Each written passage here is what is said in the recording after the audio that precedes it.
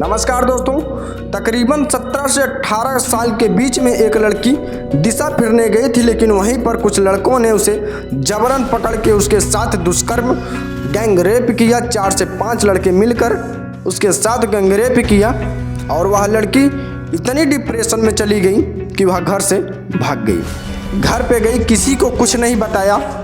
उसने अपने माँ बाप से कहा कि मुझे एक आईपीएस अधिकारी बनना है, लेकिन उसके माँ बाप कहते हैं कि बेटी देख, मेरे पास इतनी अभी पैसा नहीं है कि मैं तुझे आईपीएस अधिकारी बना सकूं, कुछ दिन रुक जा। लेकिन वह लड़की रुकी नहीं और वह अपने घर से निकलती है, सीधा दिल्ली के एक टीचर के पास पहुंचती है। उन टीचर के सामने जाती है और कहती है कि सर, मुझे एक आईपीएस अधिकारी बनना है।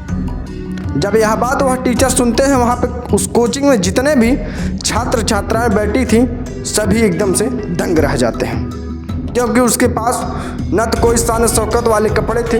एकदम सिंपल लड़की सूट सलवार में पहुंची दिल्ली और उन टीचर से कहती है कि सर, मुझे एक आईपीएस अधिकारी बनाना है। तो टीचर भी दंग रह जाते हैं।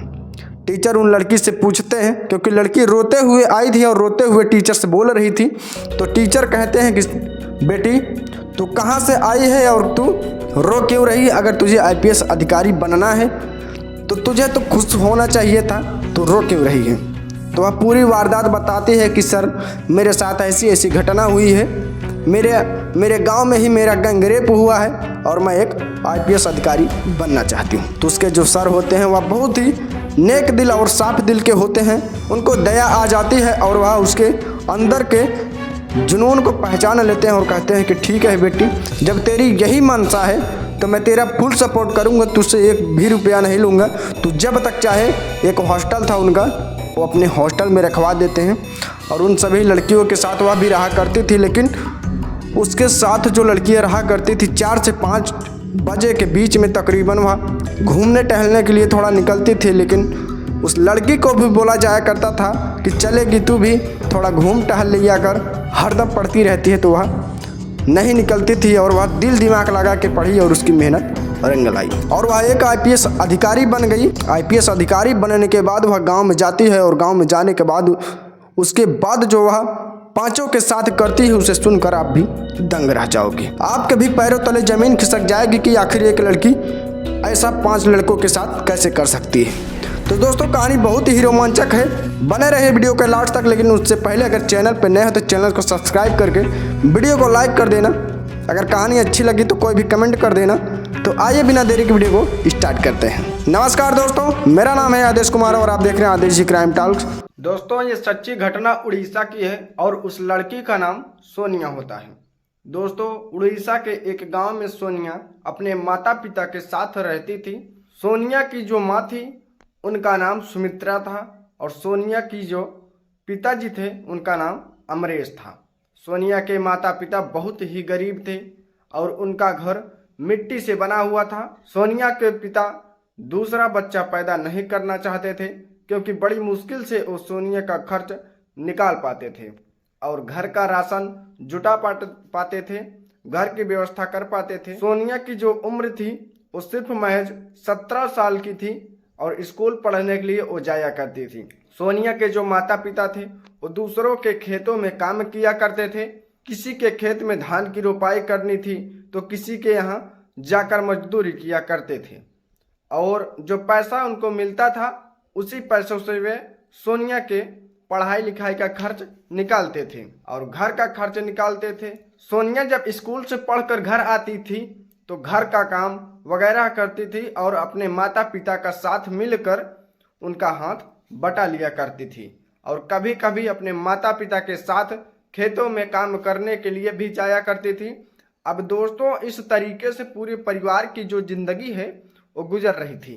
लेकिन सानिया की यह बात पता नहीं थी कि अगले ही पल में उसकी जिंदगी में कुछ बहुत बड़ा हादसा होने वाला है। दोस्तों, सानिया जो थी वो दिखने में बहुत ही ज़्यादा खूबसूरत थी। जब स्कूल में पढ़ने के लिए जाती तो अपने घर से वह पैदल स्कूल तक का जो सफ़र है वो तय करती थी और दोस्तों, घर से जो उसका स्कूल था वो लगभग 5 किमी की दूर पर था। दोस्तों, सोनिया को रास्ते में बहुत सारी परेशानियों का सामना करना पड़ता था। अब परेशानियां ये होती थी कि सानिया जब भी स्कूल पढ़ने के लिए जाती थी, वहाँ के लड़के हमेशा सानिया को रास्ते में परेशान किया करते थे और कभी कभी ऐसा भी होता था कि बीच रास्ते में सानिया रोते हुए अपने घर पर वापस चली जाती थी, क्योंकि दोस्तों उसको अच्छा नहीं लगता था कि बिना मतलब के कोई लड़का उसको परेशान करता है और उल्टी सीधी बातें बोलता है। उड़ीसा में जहाँ पर सोनिया का घर था ना, वहाँ का जो एरिया था वो बहुत सुनसान था और उसके गांव में बहुत कम लोग रहा करते थे। एकदम बंजारा टाइप का वो एरिया था। लेकिन जब सोनिया को बहुत सारे लड़कों ने परेशान करना शुरू कर दिया, तब सोनिया ने अपने माता पिता से यह बात बता देती है कि माँ, जब मैं स्कूल पढ़ने के लिए जाती हूँ तो रास्ते में सभी लड़के मुझे परेशान करते हैं। तब दोस्तों सोनिया के माता पिता सोनिया की पढ़ाई जो है वह बंद करवा देते हैं और कहते हैं कि बेटा तुम घर पर रहो और यहाँ का जो एरिया है वो अच्छा खासा नहीं है, कहीं तुम्हारे साथ कोई हादसा ना हो जाए, कुछ गलत काम ना हो जाए तो हम लोग तो जीते जी ही मर जाएंगे। अब दोस्तों उड़ीसा के जो लोग होते हैं ना, वो लोग मेहनती होते हैं, वो लोग कामकाज में ज़्यादा विश्वास रखते हैं और पढ़ाई लिखाई को भी बहुत ज़्यादा कम अहमियत देते हैं। अब दोस्तों कम उम्र में ही वहाँ के लोग कामकाज में लग जाते हैं, इसीलिए सोनिया जो है वह अपने माता पिता की बातों को मान जाती है और सोनिया अपनी पढ़ाई लिखाई को छोड़ देती है, क्योंकि वह लड़कों से तंग भी आ चुकी थी और सानिया पढ़ाई लिखाई में बहुत कम मन भी लगता था उसका। अब सानिया वह अपने माता पिता के साथ घर पर रहने लगती है और घर का सारा काम अकेले संभालने लगती है। जो चूल्हा चौकी करना होता था, घर का सारा खाना बनाना होता था, वो अपना काम करती थी, घर का सारा काम संभालती थी और उसके जो माता पिता थे वह खेतों में काम करने के लिए जाने लगे थे। अब दोस्तों इस तरीके से इन तीनों की जिंदगी है, सोनिया और उसके माता पिता की जो जिंदगी है वह गुजरने लगती है। लेकिन जैसे जैसे वक्त गुजरता है वैसे वैसे सानिया की उम्र भी अब धीरे धीरे बढ़ रही थी। सानिया के घर पर कई लड़के सानिया से शादी करने के लिए उसके घर पर आए थे, उसके पिताजी से बातचीत किए थे, लेकिन सानिया उन सभी लोगों को रिजेक्ट कर देती है, मना कर देती है। लेकिन एक दिन सानिया के माता पिता घर से बाहर गए हुए थे और उनको घर पर आने में काफ़ी रात हो गई थी। दोस्तों उसी दिन जो सानिया थी न कि उसकी किस्मत बहुत खराब थी और बेचारी वो बुरी तरीके से फंस जाती है। सानिया जो थी वह रोज अपनी माँ के साथ खेतों में समझ करने के लिए जाती थी शाम के समय में। लेकिन उस दिन सानिया के जो माता पिता थे ये लोग घर पर नहीं थे, घर से बाहर गए हुए थे, जिस वजह से सानिया घर पे अपना ताला बंद कर देती है और ताला बंद करने के बाद खेतों में शौच करने के लिए चली जाती है। अब दोस्तों उस समय शाम का समय हो रहा था, उसके गांव में कुछ लड़के भी शौच करने के लिए उसी रास्ते से होते हुए खेत की तरफ जा रहे थे।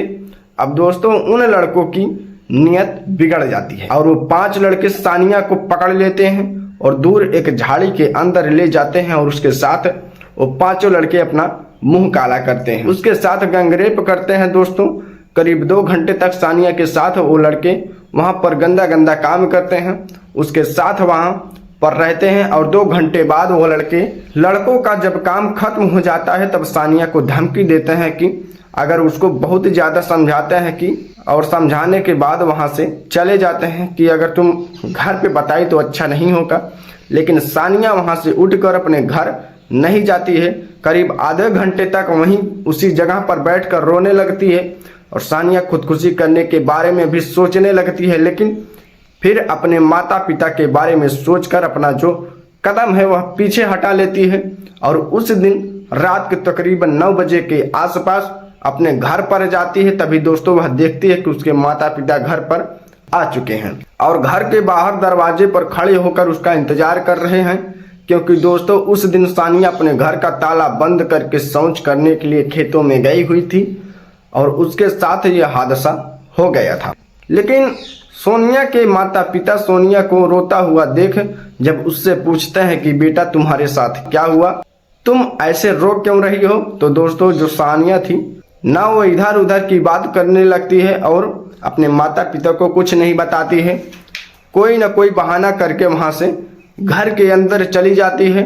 अब दोस्तों इस तरीके से सानिया अपने कमरे में चली जाती है और पूरी रात अकेले अपने कमरे में फूट फूट कर रोती रहती है और अपने आप को, अपनी किस्मत को कोसने लगती है। सोनिया सोच रही थी कि इस घटना के बारे में अपने माता पिता को बता दूं या नहीं बताऊं, लेकिन एक बार वह यह भी सोच रही थी कि अगर मैं इस घटना के बारे में अपने माता पिता को बता दूंगी तो लोग मेरी बातों का विश्वास करेंगे, वो लोग मेरा उल्टा मजाक बनाएंगे और उल्टा ही मतलब निकालेंगे। क्योंकि दोस्तों अक्सर जब कुछ लड़के सोनिया को पढ़ाई करते समय परेशान करते रहते थे और गांव के लड़के परेशान करते रहते थे तो सानिया के माता पिता सानिया को हमेशा भला बुरा कहते थे और वह लोग बोल देते थे कि जरूर तुम्हारी कोई गलती रही होगी, इसलिए वह तुमको परेशान करते हैं और इसलिए ऐसा हादसा होता है। अब दोस्त यही सब सोचकर सानिया का घटना के बारे में अपने माता पिता को नहीं बतानी चाहिए और घुट घुट कर जीने लगती है। सानिया ना तो समय के साथ खाना खाती है और ना ही समय के साथ घर का काम करती है।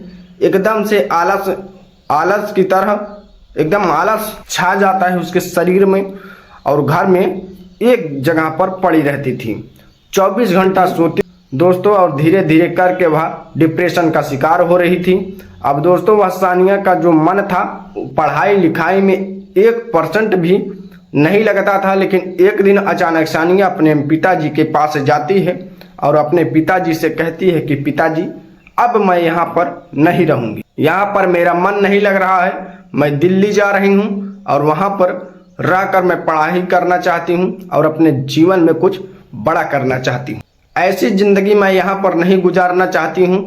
अब दोस्तों सानिया के माता पिता के पास उतना पैसा नहीं था क्योंकि वह लोग मजदूर थे और उसके पास उतना पैसा नहीं था कि वह लोग सानिया को दिल्ली भेजकर पढ़ा सकें। और इसमें भी सोचने वाली बात है कि जो सानिया थी वह आईपीएस की तैयारी करना चाहती थी और आईपीएस अधिकारी बनना चाहती थी।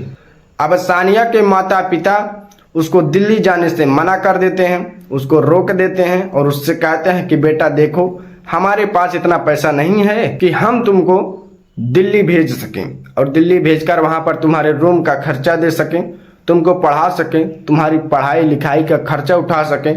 तुम एक काम करो, तुम यहीं घर पर रह करो हमारे साथ और कुछ महीने बाद हम लोग तुम्हारी शादी करा देंगे। जब तुम्हारी शादी हो जाएगी तब तुम अपने ससुराल चली जाना, तो वहाँ पर जाकर तुमको जो भी करना होगा, पढ़ाई लिखाई करना होगा तुम करना, या फिर तुमको अपना घर संभालना होगा तो तुम अपना घर संभालना। लेकिन दोस्तों जो सानिया थी ना वो अभी शादी नहीं करनी चाहती थी। सानिया अपने पिताजी से कहती है कि पिताजी मैं आपसे 1 रुपया भी नहीं मांग रही हूँ, मुझे थोड़ा बहुत बस आप पैसा दे दीजिए, जिस पैसों से मैं दिल्ली पहुँच जाऊँगी, मेरा भाड़े किराए का खर्चा निकल जाएगा, बस उतना पैसा आप मुझे दे दीजिएगा, उसके बाद में अपना सारा व्यवस्था मैं खुद कर लूँगी। वहाँ पर मेरे सर जी हैं दिल्ली में जिसको मैं जानती हूँ, उनका कोचिंग चलता है और मैं वहाँ पर जाऊँगी तो मुझे पता है कि वहाँ पर रहने का व्यवस्था मुझे मिल जाएगा। अब दोस्तों इस तरीके से जो सानिया है वह अपने माता पिता को कैसे भी करके मना लेती है और दोस्तों उड़ीसा से वह दिल्ली के लिए रवाना हो जाती है। अब दोस्तों दिल्ली जाने के बाद वह अपने सर की कोचिंग पर जाती है। सोनिया के पास सर जी के अलावा ना और कोई रास्ता था, क्योंकि अगर सर जी सानिया को पास रखने से मना कर देते या फिर कोचिंग पढ़ाने से मना कर देते तो दोस्तों सानिया जो थी ना कि उसको दोबारा फिर से उड़ीसा वापस जाना पड़ता, क्योंकि उसके पास पैसा भी नहीं था, ना उसके पास कोई किराया था और ना ही कोई उसके पास किराए का मकान था कि किराए का मकान लेकर वहां पर वह पढ़ाई कर सके। फीस भी जमा नहीं कर सकती थी, अपना खर्च निकाल सके, तो उसके पास इतना पैसा नहीं था कि जिस वजह से जो सानिया है वह रोते हुए अपने सर जी के पास कोचिंग के अंदर जाती है और उनके पैरों में गिर जाती है और उनसे कहती है कि सर जी मैं आईपीएस ऑफिसर बनना चाहती हूँ, आपकी कोचिंग में पढ़ना चाहती हूँ। तब दोस्तों सर जी कहते हैं कि ये तो बहुत अच्छी बात है, लेकिन तुम रो क्यों रही हो? आईपीएस ऑफिसर बनना क्यों चाहती हो?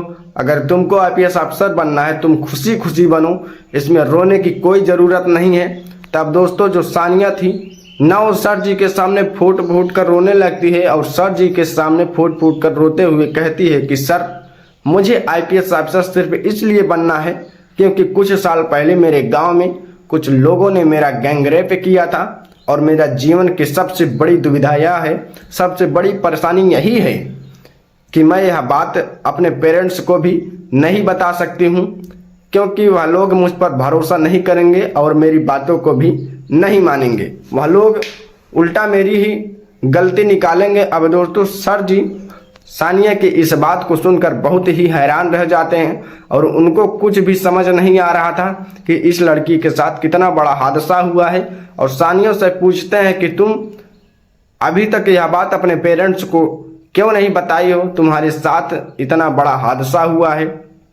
जब दोस्तों सानिया उससे कहती है कि सर मैंने अपने माता पिता को अभी तक यह बात नहीं बताई हूँ और ना ही कभी बता पाऊंगी, और आईपीएस अफसर मैं सिर्फ इसलिए बनना चाहती हूँ क्योंकि जो मेरे साथ हुआ वह किसी और के साथ ना हो, किसी और लड़की की ज़िंदगी बर्बाद ना हो।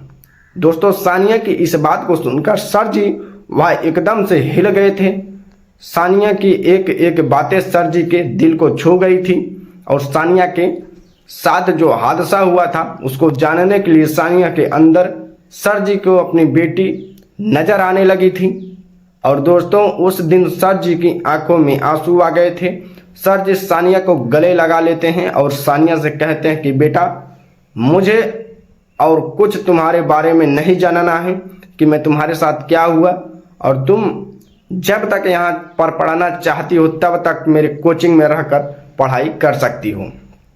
तुम्हारे लिए मैं एक हॉस्टल अलाउ करवा दूंगा, तुम हॉस्टल में रहकर अपनी पढ़ाई कर सकती हो। तुमसे 1 रुपया भी नहीं लूँगा। जब तक तुम्हारा यहाँ से पढ़ाई पूरा नहीं हो जाता तब तक तुम यहाँ पर रहना, जैसे सभी बच्चे रहते हैं वैसे भी यहाँ रहकर पढ़ाई कर सकती हो। दोस्तों मैं आपको बता दूं कि दिल्ली की सबसे बड़ी कोचिंग जो कि कुछ दिन पहले ही किसी कारण की वजह से बंद हो चुकी थी, और उस कोचिंग का मैं नाम नहीं लूँगा, उसी कोचिंग में जो सानिया है वहाँ पर रहती है और रहकर पूरे 5 साल तक खूब पढ़ाई करती है। और इन 5 सालों में जो सर जी थे ना वो सानिया से 1 रुपये भी नहीं लिए थे। उसका रहना फ्री था, उसकी पढ़ाई फ्री थी, उसका खाना फ्री था, उसका सब कुछ फ्री था। वह लड़की वहाँ पर रहकर बहुत ज़्यादा मेहनत करती है और खूब मन लगाकर पढ़ाई करती है। दोस्तों वह लड़की पढ़ाई करने के लिए और ऑफिस बनने के लिए एकदम से पागल हो चुकी थी और पागलों वाली हरकत भी करने लगी थी। दोस्तों सानिया 2-2 महीनों तक अपने कमरे में रहती थी, कमरे से बाहर नहीं निकलती थी, और कभी कभी ऐसा होता था उसको कुछ पता ही नहीं चलता था कि उसके कमरे के बाहर का मौसम कैसा है, बाहर बारिश हो रही है या फिर बाहर धूप हुआ है। उसको इतना तक नहीं पता था कि इतना वो पढ़ाई करने में लीन हो गई है।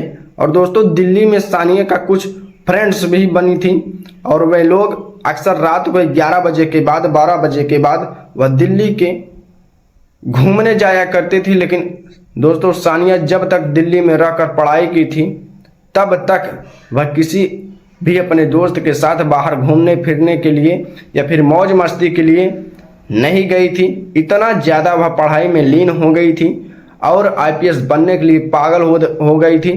आखिरकार दोस्तों सानिया की कड़ी मेहनत एक दिन रंग लाती है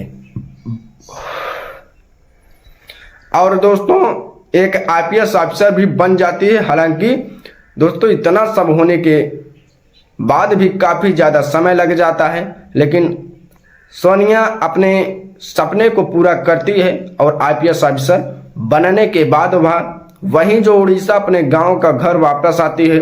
अपने घर पर जब वह वापस आती है तब जब अपने माता पिता से मिलती है तो दोस्तों सोनिया के माता पिता थे वह सोनिया को एक अधिकारी के रूप में देखते हैं तो वह लोग देखकर उसे फूट फूट कर रोने लगते हैं और उनकी खुशी का तो कोई ठिकाना ही नहीं होता है, क्योंकि सोनिया के परिवार में जितने भी पीढ़ी थी, जितने भी लोग जीवित थे, जितने भी लोग मर चुके थे, अब तक वो भी परिवार की पीढ़ी थी, उस पीढ़ी में कोई भी सरकारी नौकरी नहीं किया था और कोई भी इतना बड़ा अफसर इतनी बड़ी पोस्ट पर नौकरी नहीं किया था। लेकिन सोनिया आईपीएस ऑफिसर बनकर अपने घर परिवार का, अपने गांव का, सबका नाम रोशन करती है। और दोस्तों, जो लोग उसके साथ गलत किए थे उसके ऊपर वह कड़ी से कड़ी कार्रवाई करती है और उनकी गलती का साथ में सभी को सजा दिलवाती है, उन चारों और पांचों को सजा दिलवाती है। आज वह लोग जेल के सलाखों के पीछे हैं, अपने किए की सजा काट रहे हैं। और दोस्तों, वह गांव छोड़कर सानिया अपने माता पिता को लेकर शहर चली जाती है और वहीं पर ड्यूटी करने लगती है और हंसी खुशी अपने ज़िंदगी को गुजारने लगती है। इस तरीके से उसकी ज़िंदगी गुजर रही थी कि अगर उसकी ज़िंदगी में सर जी की एंट्री नहीं होती या फिर उसके जीवन में अगर सर जी उसकी मदद नहीं किए होते, आज वह इस मुकाम पर कभी ना होती। दोस्तों, आज के टाइम में जितने भी युवा हैं, जितने भी बच्चे हैं, सब लोग उनको अपना गुरु मानते हैं। और आज के टाइम में सोनिया जैसे हजारों बच्चों की सर मदद करते हैं और उनको फ्री में पढ़ाते हैं और उनका खर्चा उठाते हैं। और उनकी वजह से सिर्फ सोनिया की ज़िंदगी नहीं बल्कि हजारों बच्चों की ज़िंदगी बदल चुकी है। दोस्तों, जाते जाते उन सर जी का नाम भी मैं आप लोगों को बता देता हूं, नहीं तो बहुत सारे लोग ऐसे फालतू का कमेंट करने लगेंगे कि तुम फालतू इधर उधर की कहानियां सुनाते हो और फर्जी कहानियां सुनाते हो, तो मुझे भी अच्छा नहीं लगता। और कुछ लोग भी कमेंट करते हैं कि कहानियां बताते हो थोड़ा डिटेल में बता दिया करो और आधी अधूरी कहानियां मत बताया करो। तो दोस्तों, जो सर जी थे उस सोनिया की मदद किए थे, वह सर जी कोई और नहीं थे, विकास दिव्यकृति सर थे, जो आज एक बहुत बड़े टीचर हैं। दोस्तों, यह कहानी विकास दिव्यकृति अपने चैनल पर सुनाया है और यह कहानी मुझे बहुत ही ज़्यादा इंटरेस्टिंग लगी और इस कहानी को मैं आप लोगों के सामने लेकर आया हूं।